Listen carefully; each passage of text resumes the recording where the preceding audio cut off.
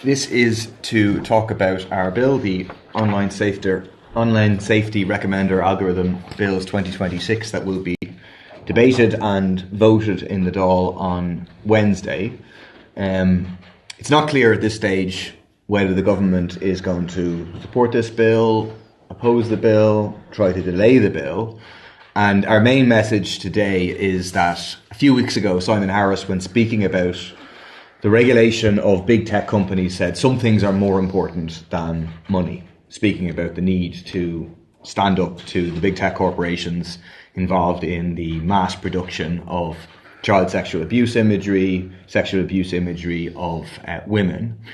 And it's now time for the government to put their money where their mouth is. They like to talk about the need to regulate big tech. They like to talk about the need to protect children from the harmful impacts of social media. This is a bill to do it.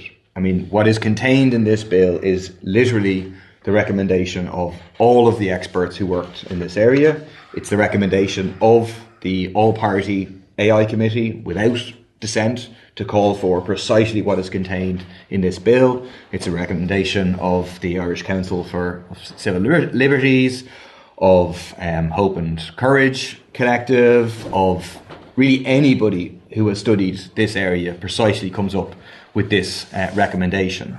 To explain what the bill would do, and then to outline the reasoning for it, what the bill would do is it would turn off for under 18s the recommender algorithm system on social media companies. That is the system which recommends content to you online. You go on to your Facebook, your Instagram, your TikTok, and information is, and certain posts are fed to you, that is fed to you by the recommender algorithm system. The effect of the bill would be to turn that off for under 18s permanently, to mean that young people themselves would curate their social media feed. They wouldn't have stuff fed to them, and turn it off by default for over 18s.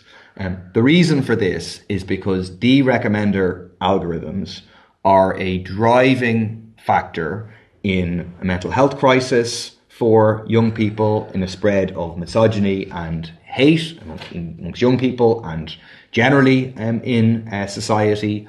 A huge factor is these social media algorithms, which are really toxifying our culture, our political environment, our space for democratic debate.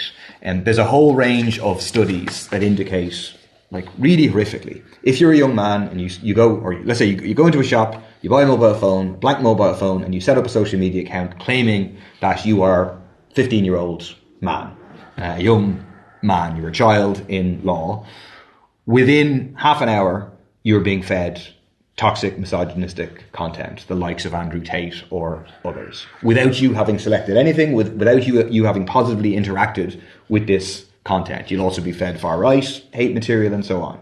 If you're a young woman and you do the same, or again, you buy a blank phone, you say that you're a young woman, the same thing will happen, except this time around you will be fed content that promotes eating disorder and promotes self-harm.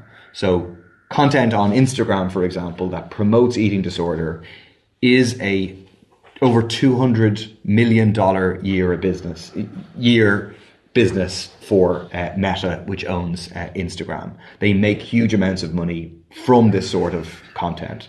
If you then, as a young woman, interact with anything about dieting, your feed is effectively going to be just full of this pro-eating disorder content. And all of the evidence shows this is having a very, very damaging effect in terms of young people's health, mental health, and so on. And this is about protecting people.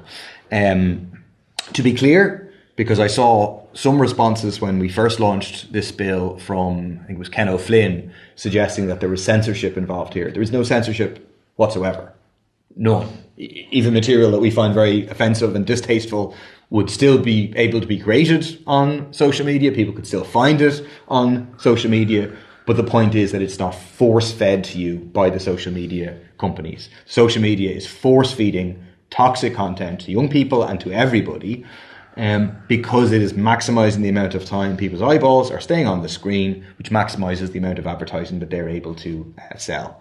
And we need to cut across this motive of profit driving the algorithm, and then distorting our social media spaces in the way that it is. Just to